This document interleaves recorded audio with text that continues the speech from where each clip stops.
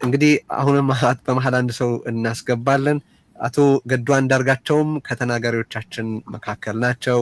አቶ ገዱ አንዳርጋቸው እንግዲህ ብዙዎቻችሁ ታውቀዋቸዋላችሁ። በከፍተኛ የመንግስት የተለያዩ ኃላፊነቶች ላይ ሰርተዋል።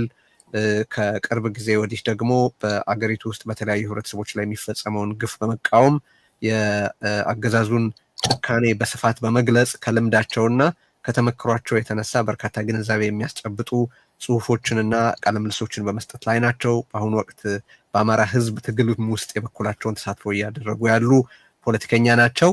በጣም እናመሰግናለን ጥሪያችንን ተቀብለው አቶ ገዱ በዛሬው ዕለት ጦርነት እንዴት ሊቆም፣ ሰላም እንዴት ሊመጣና አገዛዝ እንዴት ሊያበቃ እንደሚችል የበኩሉን ሀሳብና ምክር ሀሳብ ሊያቀርቡ ስለተገኙ 10 ደቂቃ አሉት። መቀጠል ይችላሉ አቶ ገዱ አንዳርጋቸው። በጣም አመሰግናለሁ። በዚህ ጦርነት ይቆም፣ ግፋዊ አገዛዝ ያብቃ፣ ሰላም ይምጣ በሚል መሪ ቃል በበይነ መረብ በሚካሄደው የተቃውሞ ትዕይንተ ህዝብ ላይ በመገኘት መልእክት እንዳስተላለፍ እድሉን ላመቻቻችሁ የዚህ ፕሮግራም አስተባባሪዎች ምስጋናዬን አቀርባለሁ። በዚህ የተቃውሞ ትዕይንተ ህዝብ የማስተላልፈው መልእክት የግሌ እንጂ የሆነ ድርጅት ወይም ስብስብ አለመሆኑን አስቀድሜ መግለጽ እወዳለሁ። ይህንን ካልኩ በኋላ ኢትዮጵያ ሀገራችን ያለችበትን ሁኔታ በተመለከተ ያለኝን ምልከታና መፍትሄ ይሆናሉ የምላቸውን ሀሳቦችን እንደሚከተለው አቀርባለሁ። ክቡራትና ክቡራን የዚህ ፕሮግራም ተሳታፊዎች፣ የፕሮግራሙ አዘጋጆች፣ ኢትዮጵያ ሀገራችን በተለያዩ ጊዜያት የተለያዩ ፈተናዎችን ተሻግራ በበጎ የምትታወቅባቸውን እሴቶች የገነባች ሀገር ነች። የረጅም ዘመናት የመንግስትነት ታሪክ ካላቸው ጥቂት የዓለማችን ሀገሮች አንዷ ሆኖ በዓለም አቀፍና አህጉር ሰላም ማስከበር ጉልህ ሚና የነበራት፣ ለቀጠናው ሰላምና መረጋጋት በጎ አስተዋጽኦ ስታደርግ የኖረች፣ በነፃነቷና በጸረ ኮሎኒያሊዝም ታሪኳና በዚህ ዙሪያ በገነባችው እሴት እኛ ዜጎቿ ብቻ ሳንሆን ጥቁር ህዝቦች ሁሉ በነፃነት ምሳሌ አድርገዋት ሲያወድሷት የኖረች ሀገር ነች። በቅርብ ዓመታት ደግሞ በጸረ ሽብርተኝነት አቋሟ ጠንካራ የምዕራባውያን ሀገሮች አጋር እውነተኛ አጋርነቷን ያስመሰከረች ከመሆኑም በላይ ለሰው ልጆች ሰላም መስዋዕትነትን ስትከፍል የቆየች ታላቅ ሀገርም ነበረች።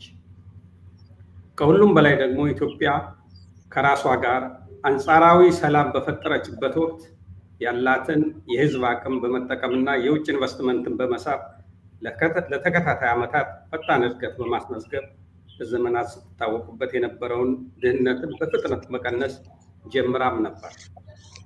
በሀገሪቱ ተገኝቶ በነበረው አንጻራዊ የኢኮኖሚ እድገት የተፈጠረው መዋለ ንዋይ በመጠቀም በዘለቄታ ልማት ቁልፍ መሳሪያ የሆነውን የሰው ኃይል ልማት ማለትም ትምህርትን በማስፋፋት አሁን የወታደር ካምፕ ቢሆኑ ትምህርት ቤቶቻችን የጤና ተደራሽነትን ለሁሉም የሀገሪቱ ህዝቦች ለማዳረስ በርትታ የሰራችበትና በዚህም ከፍተኛ ውጤት ማስመዝገብ ችላ ነበር።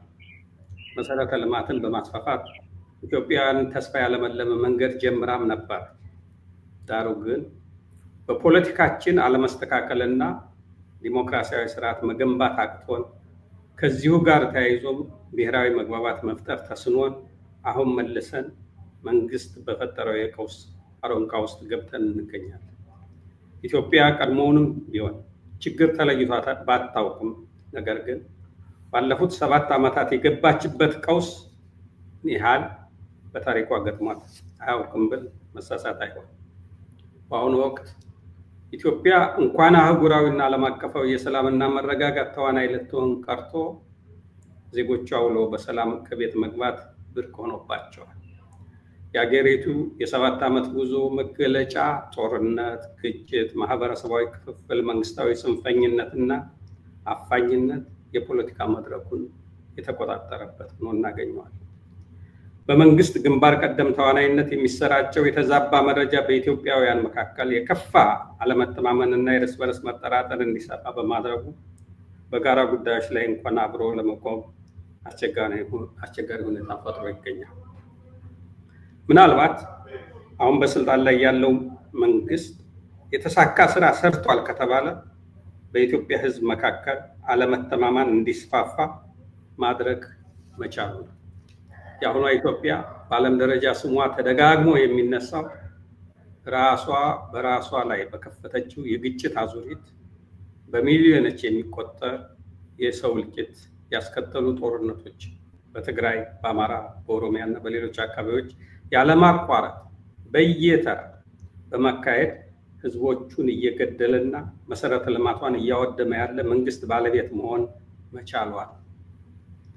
የከፋ የሰብአዊ መብት ረገጣ የሚካሄድባት፣ በገፍ ዜጎቿን የምታስር፣ ሚሊዮኖችን ከቤት ንብረታቸው የምታፈናቅል መንግስት ሆን ብሎ የአምራች ኃይሎች ማለትም የአርሶ አደሮችን፣ ባለ ኢንዱስትሪዎችን እና ነጋዴዎችን ተረጋግተው ስራቸውን እንዳያከናውኑ በማዋከብና እረፍት በመንሳት የምርት ማሳደጊያ ግብዓቶች አቅርቦትን በማስተጓጎል ድህነት በፍጥነት እንዲሰፋ፣ የኑሮ ውድነት እንዲባባስ፣ የስራ አጥነት ችግር ለመፍታት አስቸጋሪ በሆነ ደረጃ እንዲወሳሰብ የሆነባትን ሀገር ናት። ዜጎቿ ተስፋ ቆርጠው ስደትን እንደ አማራጭ በመመልከት በገፍ ሀገራቸውን ጥለው የሚሰደዱባት ሀገር ሆነዋል። እንዲሁም የቀጠናው የሰላምና መረጋጋት ምሰሶና ሰላም በማስከበር ንቁ ተሳታፊ የነበረችው ሀገር አሁን የቀጠናው የቀውስና አለመረጋጋት ምንጭ ሆና ትገኛለች። በአሁኑ ወቅት ኢትዮጵያ ከራሷ ጋር ተጣልታ በየቀኑ ዜጎቿ በጦርነት የሚሞቱባት፣ በሚሊዮኖች የሚፈናቀሉባት እና የሚራቡባት፣ እያንዳንዱ ግለሰብ ሆነ ማህበረሰብ በሰላም እጦት ወጥቶ መግባት ብርቅ መሆኑ ብቻ አይደለም። ይልቁንም የተፈጠረው ምስቅልቅል ሁኔታ እንደ ስኬት፣ የህዝብን መከፋት የደስታው ምንጭ አድርጎ የሚመለከት መንግስት ያላት ሀገር መሆኑ። በዚህም የተነሳ በስልጣን ላይ ያለው አገዛዝ በኢትዮጵያውያን የተሰለቸ የተጠላና በዓለም አቀፍ ማህበረሰቡም ጭምር የማይታመንና የተናቀ በሆነበት ወቅት ላይ እንገኛለን። የኔ የቀድሞ ጓደኞቼ በሁሉም መስክ ተባብረን የሰበርናትን ሀገር በሐሰት ፕሮፓጋንዳ ሊጠግኗት ኢትዮጵያ በታሪኳ ይህን የመሰለ ሰላም አግኝታ አታውቅም፣ በድህነትና ስራ አጥነት ምስቅልቅል ባለ ሁኔታ ውስጥ ህዝቧ በመከራ እየማቀቀ የሚኖርባትን ሀገር እርገቷ ታምር ነው ወይም መራክል ነው ይሉታል። የሚገርመው ነገር ደግሞ እየራበው ያለን ህዝብ ከፊታቸው አስቀምጠው ማየት ተስኗችሁ ነው እንጂ በሚገርም ብልጽግና ውስጥ ናችሁ ብለው ለማሳመን ሲጥሩ መታየት ነው። የሀገር ክብር መገለጫ ተደርገው የሚቆጠሩትን እንደ መከላከያ የመሰሉ ተቋማትን አዋርደው ወደ ሚሊሻነት ቀይረው ከወገኑ ጋር እያዳሙ ይህን የመሰለ መከላከያ ሰራዊት አገሪቱ ኑሯት አያውቅም ብለው ሊያሳምኑ ሲሞክሩና በተቆጣጠሯቸው ሚዲያዎች ሲያስተጋቡ ማየት የሚገርም ነገር ነው።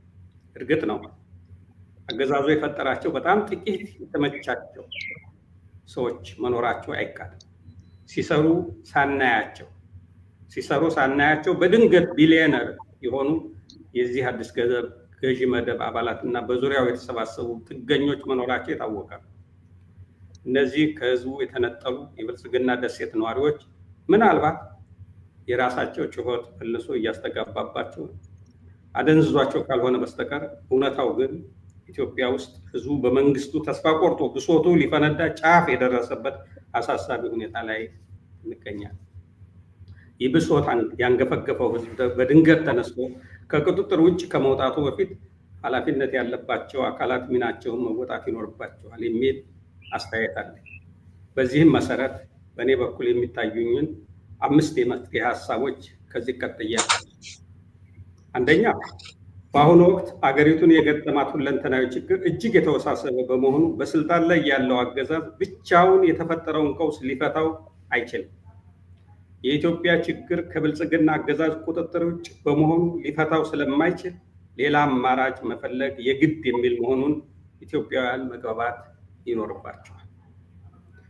ሁለተኛ፣ በስልጣን ላይ ያለው አገዛዝ በኢትዮጵያ ህዝቦች ዳር እስከ ዳር የተጠላና የመንግስትነት ቅቡልነቱ ወይም ሌጂቲሜሲ ተሟጦ ያለቀ በመሆኑ በስልጣን በሚቆዩባቸው ጊዜያት የባሰ ቀውስ ስለሚፈጠር አገሪቱን ከአደጋ ለመታደግ ስልጣኑን እንዲለቅ ጠንካራ ግፊት መደረግ አለበት።